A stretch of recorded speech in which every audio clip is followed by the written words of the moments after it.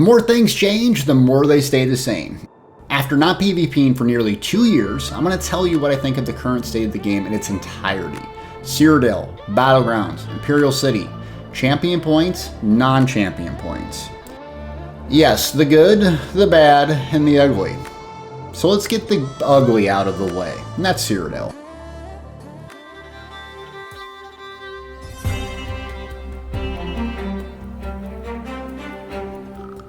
Welcome back, gang. It's Deltia from Deltiasgaming.com, and Cyrodiil has been and will always be one of my favorite pieces of content in a video game.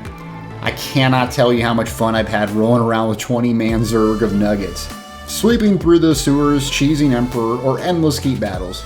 Incredible when it's working. And that's just the problem. It doesn't work.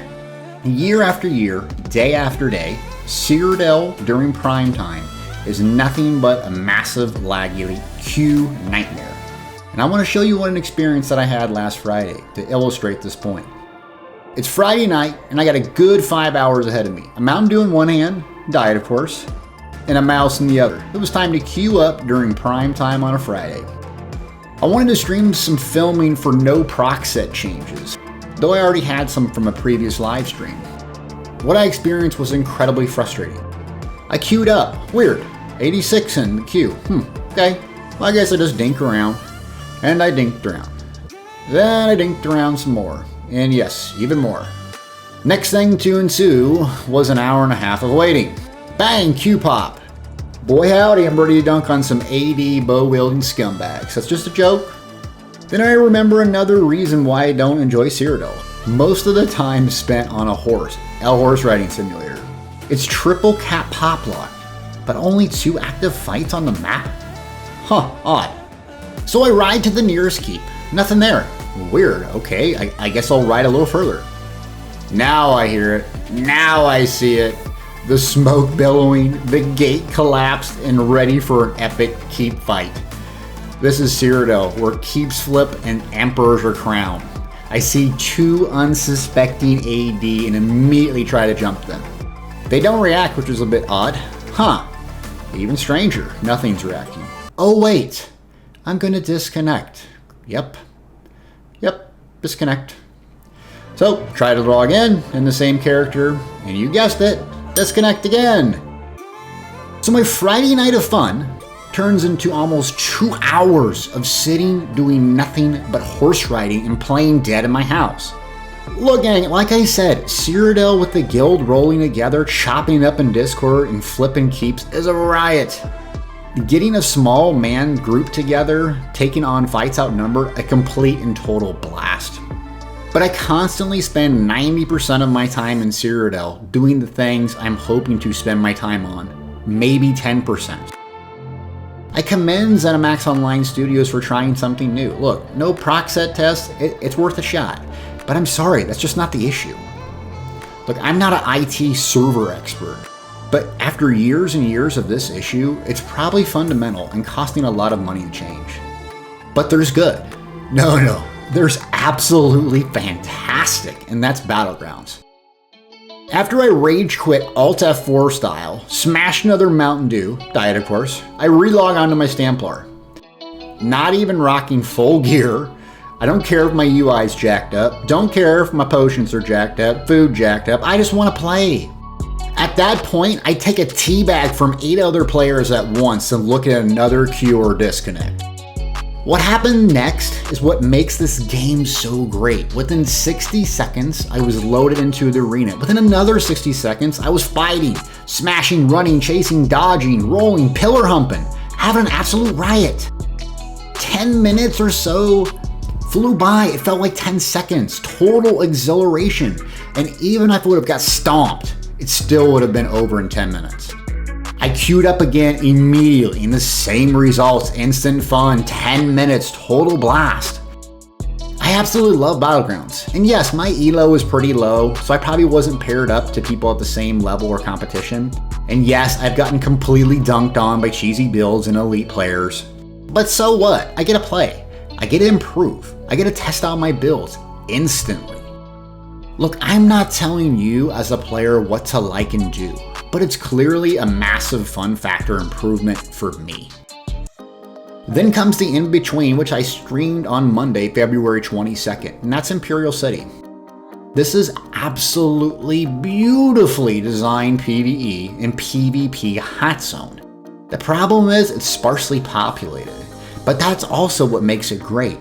When fights happen, they're organic, they're shocking. Sometimes you get dunked on, which happens to me a lot on stream, and sometimes you do the dunking. Either way, your time is productive. You're getting shards, you're collecting materials, you're earning gold. Every second is either an absolute all-out brawl unexpectedly, or productive PvE. I wish Imperial City was more popular because a healthy population would make that one of the best parts of this game and what I believe is one of the most underrated parts of Elder Scrolls at large. Either way, fantastic content to play over and over, and if you haven't tried it, try it for yourself. I love it. I also tried both Champion Point and non-Champion Point campaigns and Battlegrounds, and I have to say no Champion Points is by far my favorite. Even further, I tried Lowbie Battlegrounds, which is my absolute favorite type of PvP. It severely hinders gear that the average or new and returning player, just like me, doesn't have access. I don't have access to the new fancy staffs and swords. I don't have access to the new mythics. And I'm severely behind in gear.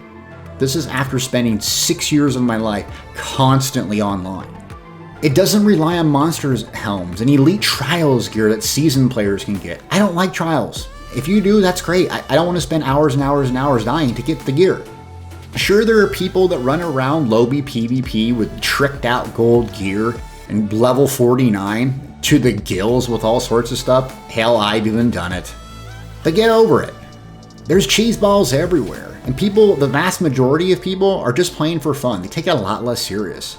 It's click, wait a little bit, do some DK dunks, enjoy your time, deuces.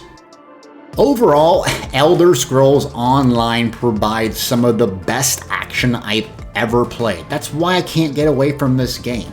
No matter what other game I play, there's nothing like it. You got 5 abilities on your front bar, 5 on your back, 2 ultimates.